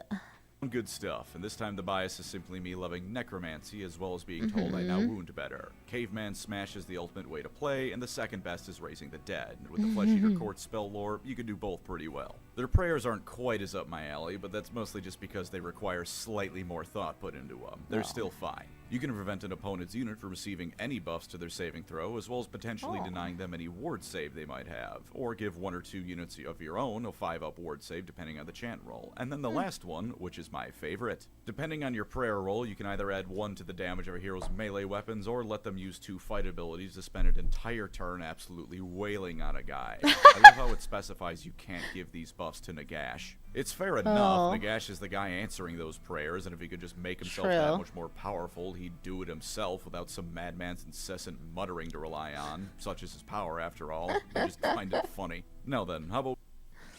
That's kind of great. We get into all those lovely little toys you can play with. Yeah. You'll find that everything in this army has a ward save, usually a 6-up, but sometimes with a 5-up sneaking its way on in. This is good. Ward saves are good to have. But let's be a bit more practical in terms of what this army is really bringing to the Oh, I like to see like the whole army together like this, you know? All the different figures in the army. I like that. Yuki, I really need you to lay down. Stop wagging your noodle in my face. It also gives great perspective on how big Nagash is compared to all the little guys. Like, jeez. Yuki. Yay. Hey, you can be up here, but you gotta lay. You gotta lay. You gotta lay? You gotta lay, Yuki. No. Lay down. Lay down. Ow! Well then don't lay down. Be a little brat over there. The falconer in the back with his little hat. Where's the little hat? Where's the falconer with the hat? Is it the guy with the staff? Is it this guy? Or is it this guy? I'm like, who has a little hat? Top left. Oh. This guy? He looks like a bat. Oh. Next to the bat. This guy. Oh, is this a hat right here? Wait, that's kind of cute. And that's his bat. That's his falcon. I see. Wait, I kind of like he has a little hat. Someone please turn it into a fedora. I hope someone's done that. table, brutally savaging people. Let's look at their most basic of units, the Crypt Ghouls. You get 20 of them for 150 points, so this is clearly the default chaff unit. And for that, you get a total of 40 attacks, hitting and wounding on 4s each, and getting them to rend 1 isn't at all difficult because you just need a hero near them. That's a lot of beatdown for a basic unit to be putting out, and if a hero is near, you could even get them to punch a bit above their weight class into more medium-tier infantry. Even the next step up is pretty brutal in the form of the Crypt Guard. Still hitting and wounding on 4s each, but now... Ooh, Crypt Guard. That has a nice name to it. I like that. With Rend 1 built in and 3 attacks, at 120 points for 10, you aren't quite getting the same volume, but you've got some slightly upgraded stats for the trouble. They even I don't know what any of this means, but it sounds impressive. One day I'll learn how the game is actually played. I think that would be nice. share a 5-up ward save that they give to nearby non-monster heroes, and can once a turn forego their ward save in exchange for getting strikes first. Combined with having anti-charge and auto-wounding on crits, they're not at all bad at chewing through problems in their weight class. In fact, that's a running theme of this whole army. If you want an aggressive playstyle, they're perhaps the best choice for you beyond even a Cornate one. Oh. Not to totally TLDR this entire segment, but between the fairly fast movement they all have, which can easily be buffed, their resurrection abilities, and their striking power, rushing in to beat people into a bloody pulp isn't just feasible, it's what you should be doing. Crypt Horrors, for instance, are the classic big monstrous guy to smash into something you don't like. 4 wounds a pop, 160 points for a unit of 3, and 4 attacks with Rend 1, Damage 2, hitting on 4s and wounding on 3s. You could even roll some extra dice once a turn for free to hurt people more, with Cavalry being particularly susceptible to it. Even further, aside from the general fact that everything you have hits hard, you seem to have something for almost any threat you might face, or option you might want. So like jack of all trades kind of faction.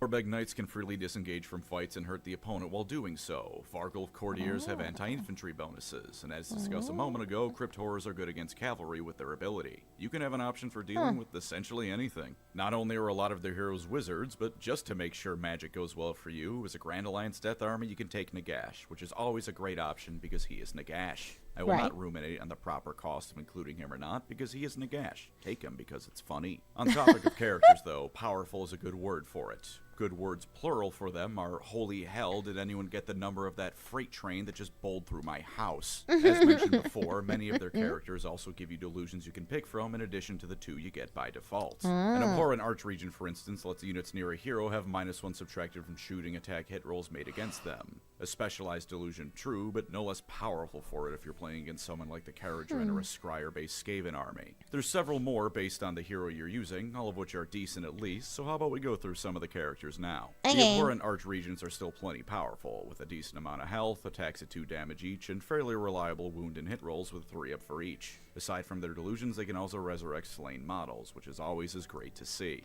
Hell yeah. I love the, oh my god, why can't I think of the word now? No, the word left me. It starts with an N. The necromancy. I like the necromancy to like revive your units. I'm here for that. Abhorrent Ghoul Kings, meanwhile, have a delusion that gives your non-named heroes another attack against enemy heroes, and it can give a unit of weaker ghouls +1 to wound against whatever they're fighting. His stat line is otherwise the same, albeit with +1 to rank against enemy heroes, giving him an... So, well, Code of Honor delusion. Add 1 to the damage characteristic of melee. Used by friendly, non-unique Flesh Eater core heroes when you target an enemy hero.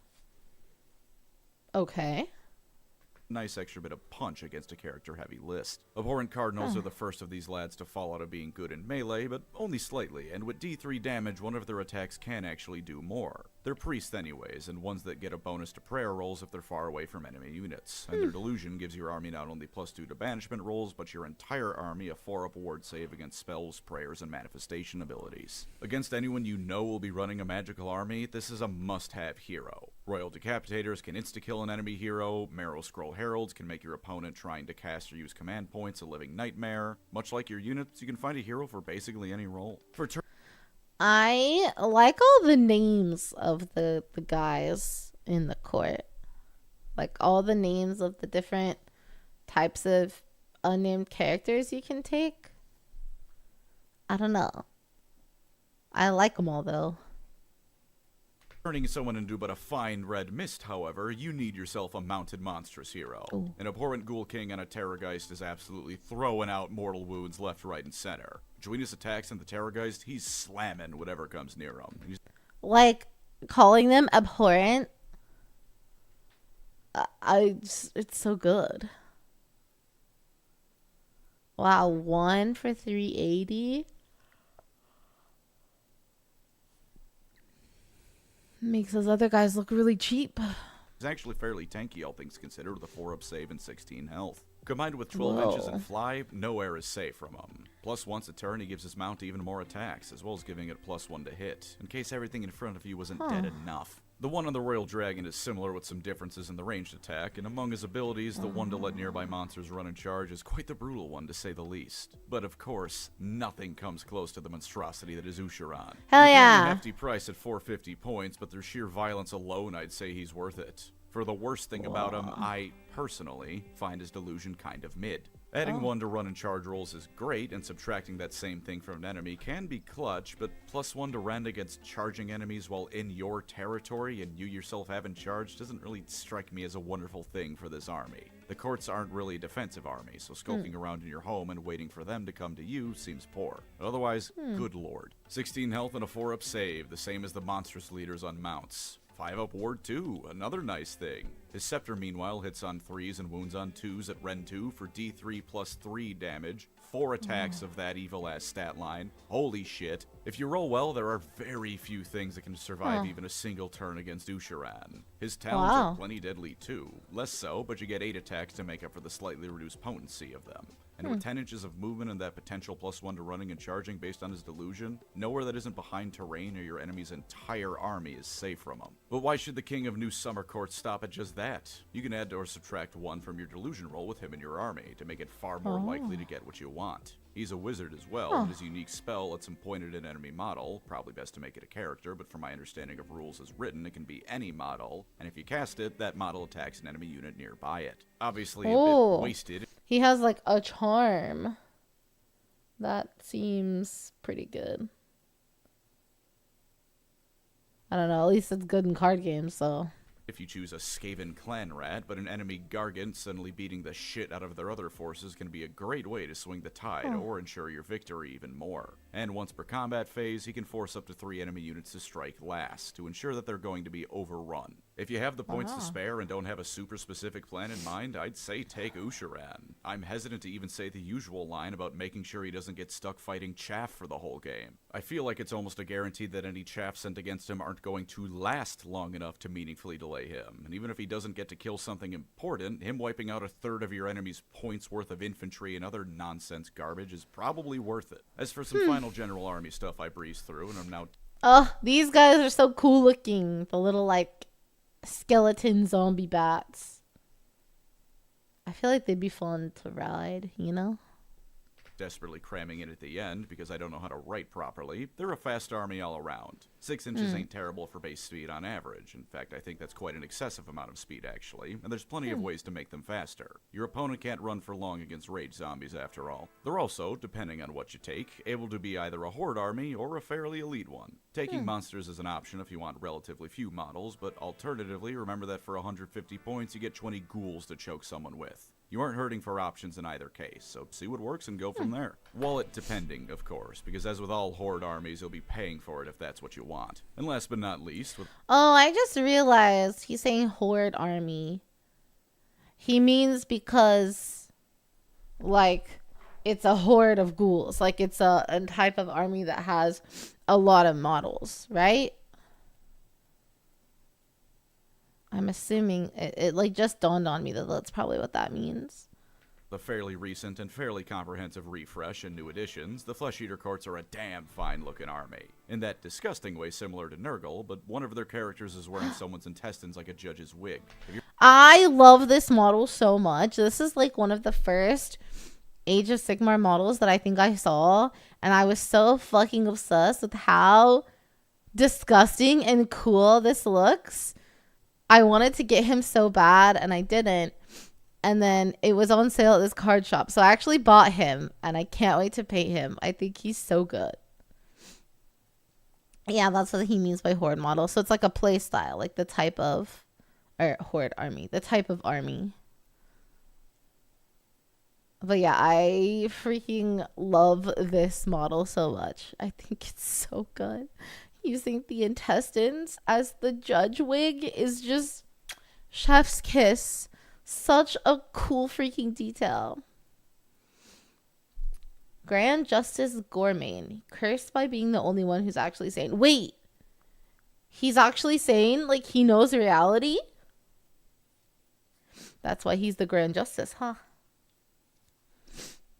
You're grossed out by that, the army probably wasn't for you to begin with. And if you aren't, then you have quality models to look forward to. Not entirely. There's a few things like the Crypt Flayers out there that are certainly dated, but by and large, it's a good-looking army with good sculpts. Usharan especially. I mean, holy shit, just look at his model. This model is so cool. I would love to paint him one day. So many little details, all the little skulls in his jacket, all the little gems and like rings and everything. Like, man, he's such a cool model. The draping, the texture, this model is so well designed. He just plays along so he isn't murdered. Yeah, he wears the intestine wigs to keep the others from figuring out that he's different. What? Oh, I should have done some like Flesh Eater lore. I don't know how long the pipeline from design to release is, but I have a sneaking suspicion someone at Games Workshop really liked Godric the Grafted if those dates coincide even slightly. Downside. It's not all sunshines and rainbows for these noble courts, however. In fact, there's none of those around them, so how about we rip off the biggest band-aids hiding the most rotten wounds first? The Flesh Eater Courts in many ways are an army that is pathetic. You feel pity towards them for their condition, because they're not mentally well and rampage across reality because of it. This makes them great fun, and pitiable villains can work, but they are still sad and deserving of pity. Fair. As I've said before, they're rabid dogs more than anything, and should be put down because of it rather than any outright hatred. They can sometimes do good, they can sometimes work with others, albeit through the lens of insanity, but by and large, they're an army that if you fight, you should pity. And if you think that's the worst of it, wait till you hear what happens when they break out of their delusions. It can happen, be it from something like a god being nearby to bring them to the light, or through the occasional bit of sheer willpower that they return to sanity. Wonderful. The memories don't leave them, and they realize they've spent the last however long murdering and devouring Oh, innocent shit. people. This almost always results in them going so mad with grief and regret that they revert back to being a ghoul, because sometimes in your tabletop wargame you end up writing a faction that's an allegory for every time you're awake in the middle of the night remembering something you did in high school. Oh, that's so sad though. Like something snaps them back to reality, but the memory and the realization of what they have done is so horrendous that it drives them like insane again. Wow. That sucks. It's an endless cycle.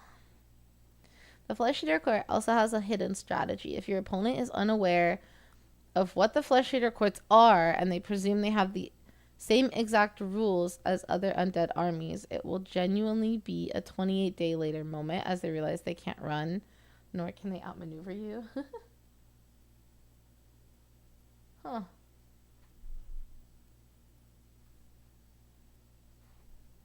Interesting. They're also a faction that's short on friends. As much as I said they can work with others, that's very much the exception to the rule. In such cases, they're also most often being manipulated by others, which in itself is most often being done by Nagash's forces. They have free will, I said as much, but free will buried under delusion so powerful that it affects reality around them, which is a cool thing. That is insanely awesome, but it certainly makes them controllable in many cases. And if not, would you want a Flesh Eater Court's kingdom as your neighbor? No, you wouldn't. Don't lie. Yeah, okay, that's a fair point. You're right, Pancreas. I would not want a Flesh Eater Court as a neighbor, even if I think they're cool. I feel like I wouldn't be able to trust them, you know? Like, you could never turn your back on them because someone else might convince them of something, you know? Best case scenario, you pity them. Worst case scenario, you hate them for driving down your property value. No one wants you around because you're either bad news Or they eat you. I feel like that might be worse than your property value going bad. The second fastest undead army has a max of 4 inches, and that's specifically for mounted cavalry. Oh, dang. So yeah, they are fast. immediately, or a ticking time bomb until your insanity flares up and it's time to start chewing on everyone around you. Plus, Right. let's be honest here, their freedom is much in the same way that the vampires of the Soulblight have freedom and agency. If Nagash wins at the end of the line, the ghouls die too. They technically live, and in Nagash's ideal world, there's none of that nonsense going on. So while they have a pulse, in the end they're no more free of his ultimate plans than any other member of Grand Alliance Death. Your faction's ultimate victory is hampered by the fact that it in many ways will allow Nagash's ultimate victory, so if they ever did win, they'd have to take into account Nagash as well. Rather a hard thing to do Right. when you're insane, I imagine. They're also an army Yeah. that, and I want to stress this is another personal taste thing, I find hard to take seriously as compelling characters. Oh. Seriously as compelling villains? Oh, that's easy, these things are horrifying, just take a look at them. But as characters, I mean, they exist. There's various ghoul kingdoms. There's the guy who made friends with the OCR general. They have motivations and whatnot, but they're slavering ghouls. They're monsters that want to eat everything around them, and whether or not their prey is dead is largely irrelevant. I'm sorry, but I can't look at the guy with the intestine wig and take him seriously as anything but a monster, and even then I'm kind of busy laughing at him too. Not to say it's impossible, but if you're anything like me, taking them seriously as anything but villains, or potentially seriously at all, depending on what you're looking at, might be a lost cause. Plus, it's just hard for me to get invested in the army who is fundamentally incorrect in their view of reality. That's their entire point, and if you like that, more power to you, because it does sound fun, but I at least can't do it. I mean, I can see his point for why, like, his personal take on it, for sure. But I like it as if you were getting really into, like, the lore and building the lore of your own army and the story of your own army, I think it's cool. But is it the coolest, or does it, like, allow you... I don't know. I feel like you could do cool things with it, but... First and foremost, your army has the durability of a wet paper towel. Oh, no. So they're glass cannons. I mean, I guess it makes sense they're ghouls, right? They are fantasy blood angels. They think they're royal and then rage out. No wonder I like them. They're blood angels for fantasy. Makes sense. You know how you have all those nice 6 or 5 up ward saves? That's because your normal saves are ass. 5 up is standard, and for the average ghoul, a 6 up is what you're stuck with. You have the ward save because anyone with Ren can conceivably remove you having a save with 0 difficulty if it worked for the ward. So anything that can either weather your assault or can shoot you down before you get in range is going to make you feel very sad. It isn't across the board with the biggest undead dragons and Usharan having 4-up saves, but even then, your faction leader character is tough because he has a 4-up save. Nothing here is going to last very long. Compounding on this is that they are technically still an undead army, and as such have the weaknesses all of these armies do. I mean, but to me it makes sense too that they would be like wet paper towels in terms of the ability to take damage, because it sounds like there are ways to resurrect them too, and they're very fast. So I don't know. I feel like that checks out. Characters. Your characters are strong, give amazing buffs through delusions or other abilities, and can resurrect your models as well as heal themselves. You're removing them from the army, and you're left with just the standard insane cannibal without any buffs to speak of. Especially because they can resurrect ghouls, which is one of your army's main forms of staying power. Once they go down, you better hope you brutalize your opponent's army in return. Otherwise, the rest of the ghouls probably aren't far behind their leaders. I see. So it's not that like everyone's able to do the necromancy. Particular characters, it sounds like. So you have to protect those guys, I guess. While they aren't the most expensive heroes around, they're still expensive enough that an early loss will hurt, especially if it turns into a cascading failure of dead heroes making your army worse, leading to more dead heroes, and a faltering army all around. As with all armies that are based on rushing into melee, you're also fairly predictable. Everyone knows you want to get into melee, and so if the opponent can dictate engagements, they can win the game handily. Between their speed and utter damage, managing you can be difficult, and as I said, characters like Usharan probably aren't being held up by almost anything. And the delusions do keep your opponents guessing, even if only because if you don't know which one is coming next, neither does the other guy. But it's going to be fairly easy for someone familiar with the courts to form at least a general game plan around you. Also, the delusions can occasionally screw you over as well. You might have a really nice delusion you want to keep, or one that doesn't fit your game plan any longer. Well, too bad, so sad, bozo. You should have rolled better on the delusional chart, or alternatively, not played the army of militarized schizophrenics. The dice will roll how they may, and sometimes you'll have to work around it, not with it. Anytime randomness is incorporated into an army rule, it can be frustrating, and I imagine that sooner or later, it will be frustrating for you. It'll never outright hurt you, but it will sometimes result in you missing out on victory, because with just an extra point of movement or an extra attack or whatever, you could have pulled ahead, but the madman in charge is now listening to a different madman's insane ranting. Speaking of melee, that's basically all you have. When the main ranged option you have is the breath attack of a dragon, you can make a safe bet you aren't playing a force with much in the way of range. Much like Bretonia in the world that was, the courts view these silly ranged weapons as unchivalrous and cowardly. You are a melee army. You need to get in and start chewing people's throats out. You don't do that, the game is lost. And while in terms of time taken up, this has been a fairly short cons section, I would just like to end it by saying that these are pretty extreme downsides in a lot of ways. There's only so many ways even someone who does YouTube for a living can say your guys aren't very tough, but it is true, and foolish engagements will get you slaughtered quickly. Their downsides may not be numerous to have a million different minute points to discuss, at least not for my style of videos, but they're important to keep in mind. You have no ranged game and you aren't durable is a short sentence that if you don't take into account is going to get you slaughtered.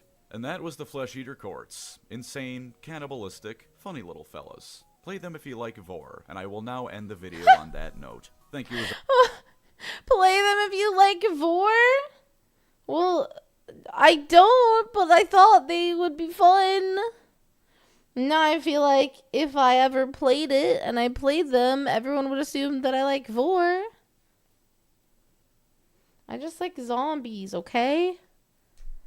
Zombies are cool. Always to my wonderful channel members. You are the random peasant to my Flesh Eater Courts, being devoured wholesale to keep me going. If you'd like to support the channel, feel free to subscribe or become a member. Either way, thank you for watching, and take care out there. What's he gonna say at the end this time? Right? He always says something at the end, right? Am I misremembering?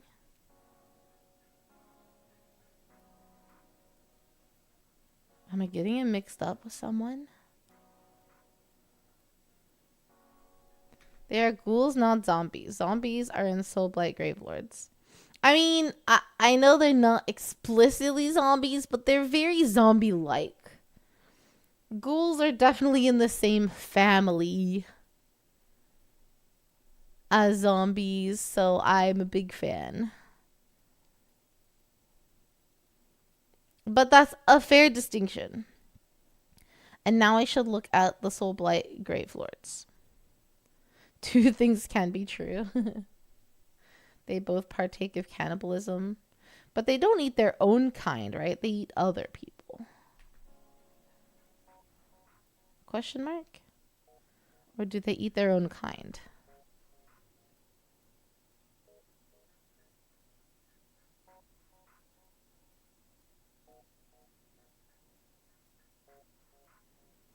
What's the tidbit? What are we gonna be left with today? I don't want to miss it or pass it. Runner zombie themed base. Yeah, that's kind of what I picked up on.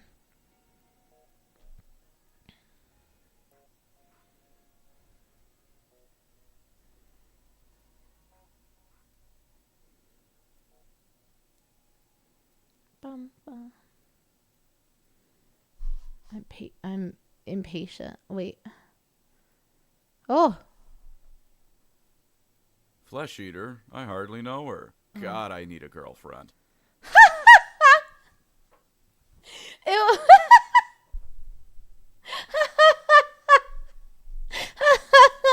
Wait. That was pretty funny. That was pretty funny. Oh, this was really recent. I just knew that someone recommended it to me. Yeah, let me go over here for a sec. So wait, I wanted to look up that guy. What was his name? What was the judge's name? Judge Gormain. Grand Justice Gormain.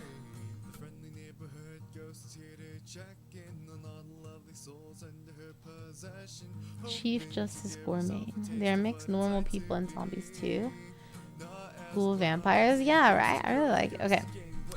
Grand Justice Gormain is the supreme judicial authority of the Flesh Eater courts, answering only to Ushiran himself. Damn, he's pretty important. Always clad in the periwig and judicial robes of his office, he pronounces judgment over those who transgress the Mortarch's laws. He presides over the administration of justice, responsible for ensuring the courts are not only fair and just, but are also perceived to be fair and just. Even in a land as enlightened as New Summer Court. Wow, it's called New Summer Court. It makes it sound so nice. But it's full of ghouls. Gormain's work is never ending, whether presiding over all aspects of a trial, selecting jurors, or advising his liege on the finer points of law. He's always busy. Okay. In an apparently unique variant of the Flesh Eater curse, Gormain experiences brief moments of lucidity, perceiving the truth of his surroundings.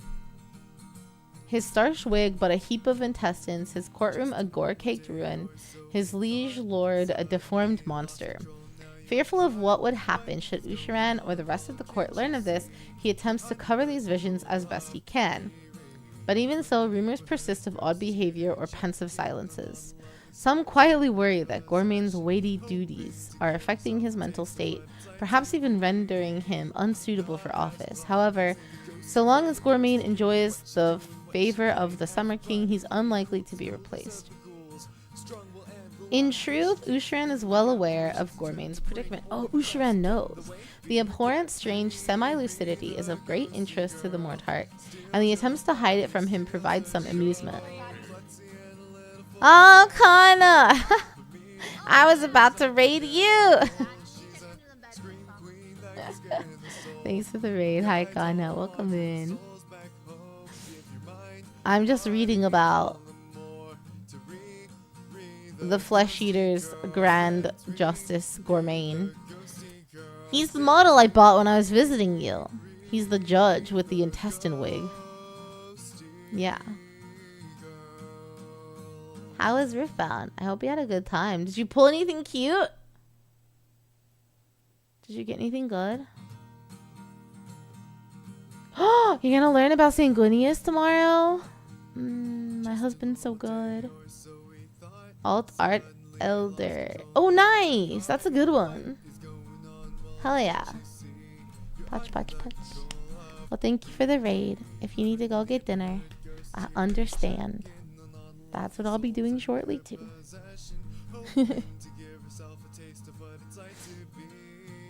Guys, go follow Kana if you're not. She's also into Warhammer. You're my dinner? Hey, yo. I'll be there in 5, baby girl.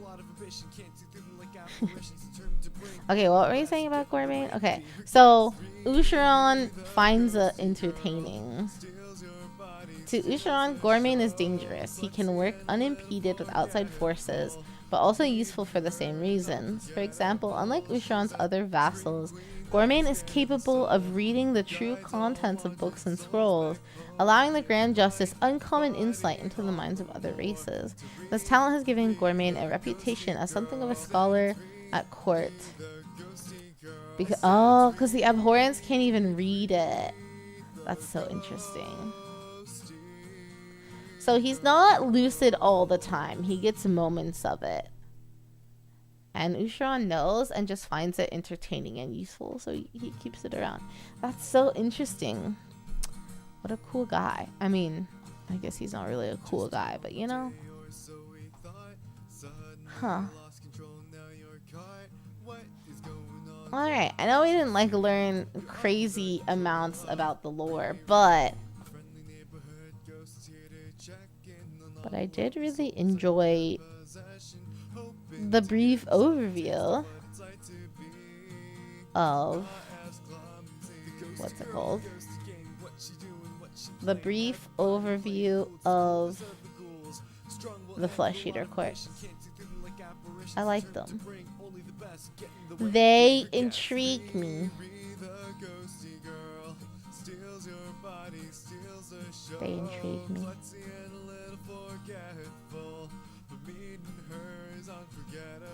Anyway, okay.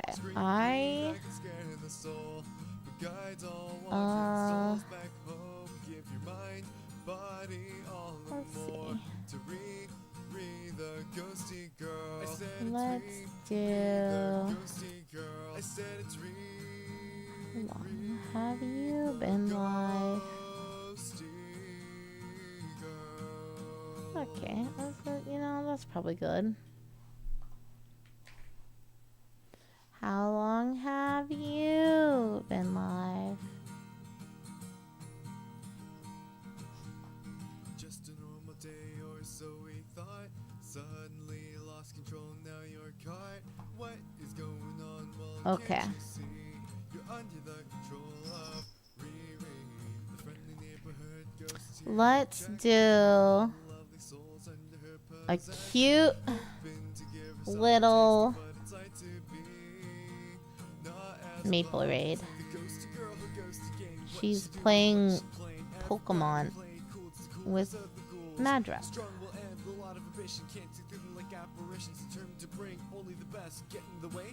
And I have not gone to raid her in a while, so let's give her a raid.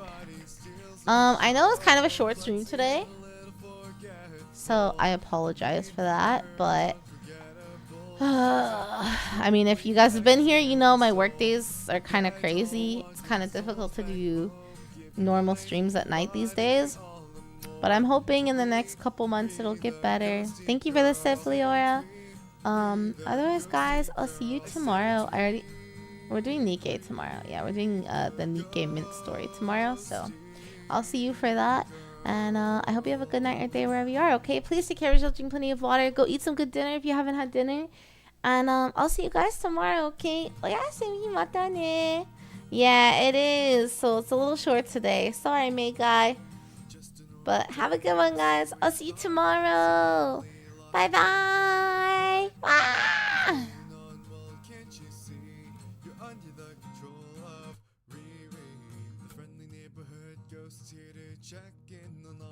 Souls under her possession, hoping to give herself a taste of what it's like to be not as clumsy. The ghosty girl who goes to game, what she do.